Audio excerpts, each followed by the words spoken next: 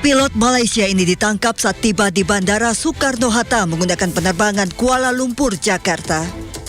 Saat pemindaian X-ray, petugas bea cukai mencurigai isi koper pilot maskapai asing ini. Tersangka menggunakan jalur khusus kru penerbangan, berharap tidak diperiksa, namun petugas yang sudah mencurigai hasil pemindaian kopernya kemudian mengarahkan untuk diperiksa. Hingga petugas bea cukai menemukan 26 kg narkotika jenis ekstasi atau 70.000 lebih butir ekstasi yang diselundupkan dalam kopernya. Penyidik juga menemukan 4 gram sabu yang diduga digunakan untuk keperluan pribadi tersangka. Tak hanya itu, tersangka ternyata juga menyiapkan botol plastik kecil berisi urin cadangan yang akan digunakan untuk memalsukan tes urin. Dari hasil tes urin pilot Malaysia ini ternyata positif berbagai macam narkoba yang sudah biasa dikonsumsinya sejak lama. Yang positif dari hasil pemeriksaan lab 4 yang dilakukan oleh rekan-rekan Bareskrim itu positif multiple SAT. Di sana ada positif metamfetamin, kemudian di sana positif kokain, kemudian positif MDMA 3. Jadi kalau saya lihat dari pengakuan juga, kalau tidak salah dia ini mestinya udah menggunakan relatif lama. Tersangka juga menggunakan narkoba saat hendak menerbangkan pesawat. Aparat sudah berkoordinasi dengan polisi di Raja Malaysia maupun Custom Bea Cukai Negara Malaysia. Kami pernah mendapatkan case sebelumnya itu dibawa oleh pramugari, tapi jumlahnya sedikit. Ini kemungkinan adalah pemakai, ya, bukan pengedar. Pemakai mereka masukkan di dalam bawaan mereka. Tapi untuk pengedar, apalagi dengan jumlah besar seperti yang kejadian kemarin ini baru sekali dalam catatan kami. Tersangka diduga bagian dari jaringan narkotika internasional karena mengaku sudah 3 kali membawa narkotika ke Indonesia. 2 kali tujuan Jakarta dan 1 kali tujuan daerah lain. Tersangka kini terancam hukuman mati. Dari Tangerang, Banten, Hasnugara, iNews melaporkan.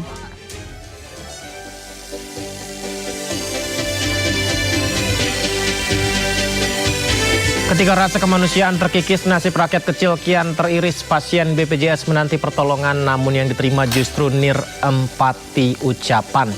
Mereka yang bersumpah menjaga nyawa tega membalas keluhan dengan prasangka dan celah. Hingga akhirnya sang pasien berpulang membawa derita. Ini bukan sekedar soal lamanya antrian, melainkan bukti tumpulnya nurani dan kepedulian. Saya Yudi Handoyo, Anda menyaksikan Sindo Prime.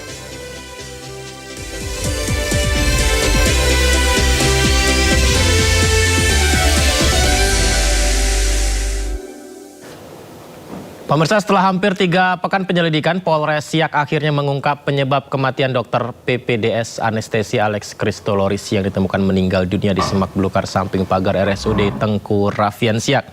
Selain beban pendidikan, terungkap korban diduga alami tekanan psikologis akibat terjerat pinjaman online.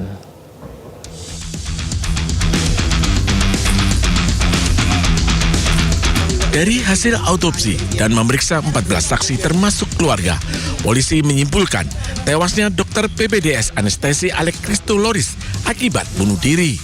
Hasil autopsi menemukan bekas suntikan di lengan kiri korban. Korban dipastikan meninggal akibat mati lemas. Hasil laboratorium forensik menunjukkan bercak darah pada barang bukti identik dengan DNA korban. Diperkuat temuan barang bukti tas berisi perlengkapan medis dan sejumlah obat anestesi. Dari rekaman CCTV juga terlihat korban datang ke lokasi seorang diri. Polisi memastikan tidak ditemukan fakta mengarah ke pembunuhan. Selain beban pendidikan, terungkap korban diduga mengalami tekanan psikologis, persoalan finansial, utang pinjaman online dalam jumlah besar. Bahwa tidak didapati adanya peran dari pihak lain yang tersangkut atau terkait dalam terjadinya peristiwa tersebut. Yang penting bahwa ada yang menjadi himpitan ekonomi terhadap korban. Sebelumnya, polisi menemukan jenazah dokter PPDS anestesi Alex Christoloris di semak belukar samping pagar RSUD Tengku Rafian Siak di awal Juli lalu. Dari Kabupaten Siak, Riau, Eli Suwanti, iNews melaporkan. Kasus dokter muda meninggal dunia terus terulang, mulai dari kasus seorang dokter muda wanita yang meninggal dunia usai jatuh di apartemen Kalibata City, Pancoran, Jakarta Selatan, hingga dokter Ica yang ditemukan meninggal saat bertugas di Nusa Tenggara Timur.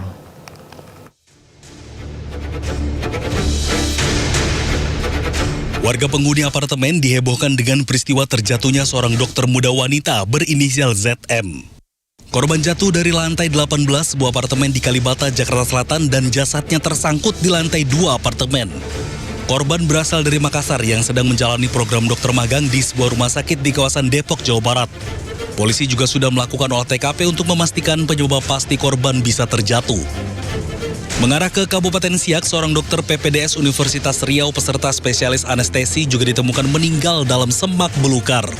Sebelumnya, korban dilaporkan hilang setelah mengantarkan pasien rujukan ke Rumah Sakit Jiwa Tampan, Pekanbaru. Tak lama sebelum peristiwa itu, Dr. Adrian Rantung, peserta PPDS Universitas Samratulangi, ditemukan meninggal di kamar kosnya di Manado. Pada akhir Juni lalu, Dr. Ica ditemukan meninggal saat bertugas di Nusa Tenggara Timur. Kepergiannya memicu berbagai tanggapan serta mendorong penelusuran atas informasi yang beredar di tengah masyarakat. Bergerak mundur ke Agustus 2024, meninggalnya Dr. Aulia Risma, peserta PPDS Universitas Diponegoro, justru menjadi awal terbongkarnya dugaan perundungan dan pemerasan di lingkungan PPDS. Perkara itu kemudian berkembang hingga penetapan sejumlah tersangka.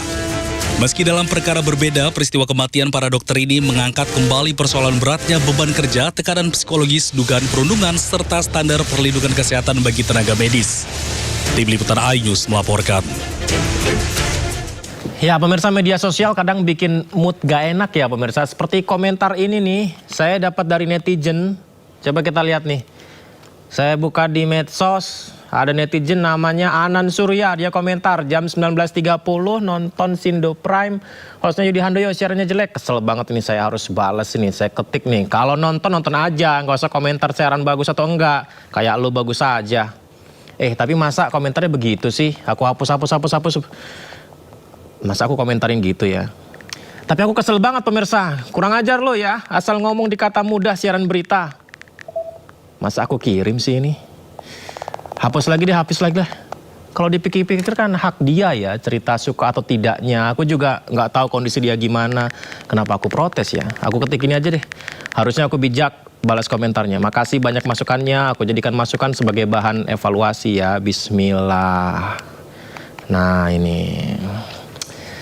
Harusnya kita bijak menggunakan media sosial, bijak mengetik komentar, jangan terlalu reaksional sampai menyakiti orang lain, apalagi kalau urusannya soal kesehatan. Ini berlaku untuk kita semua loh pemirsa. Mau saya presenter berita, Anda mungkin ekonom, wira swasta, pengusaha, ataupun tenaga kesehatan.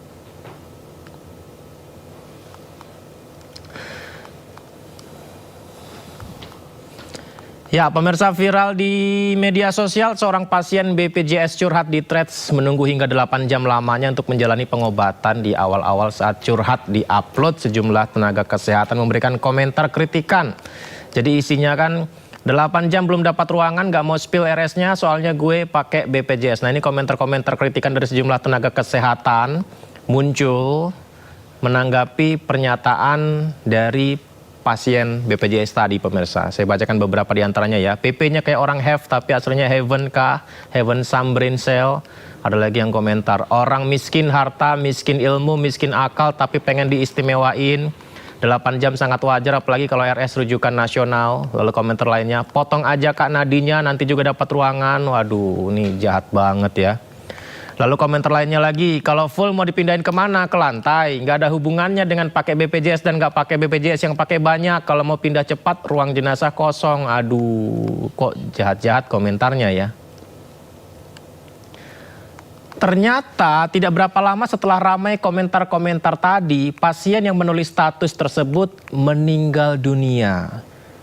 Innalillahi wa inna ilaihi raji'un. Informasi ini disampaikan salah satu anggota keluarga yang update di komentar akun almarhum. Keluarga almarhum menyayangkan reaksi kritis yang dianggap berlebihan dari sejumlah tenaga kesehatan menghiasi lini komentar status almarhum yang sekedar berkeluh kesah terkait pelayanan rumah sakit. Nah, alhasil pemirsa, situasi ini membuat banyak netizen di luar tenaga kesehatan geram. Netizen membalas komentar-komentar kritik para tenaga kesehatan itu, salah satunya menulis komentar. Gimana pertanggungjawaban kalian habis ngehujat orang yang hanya ngeluh nunggu 8 jam? Bahkan ada yang sampai komen potong nadi, sekarang orangnya telah meninggal dunia. Lalu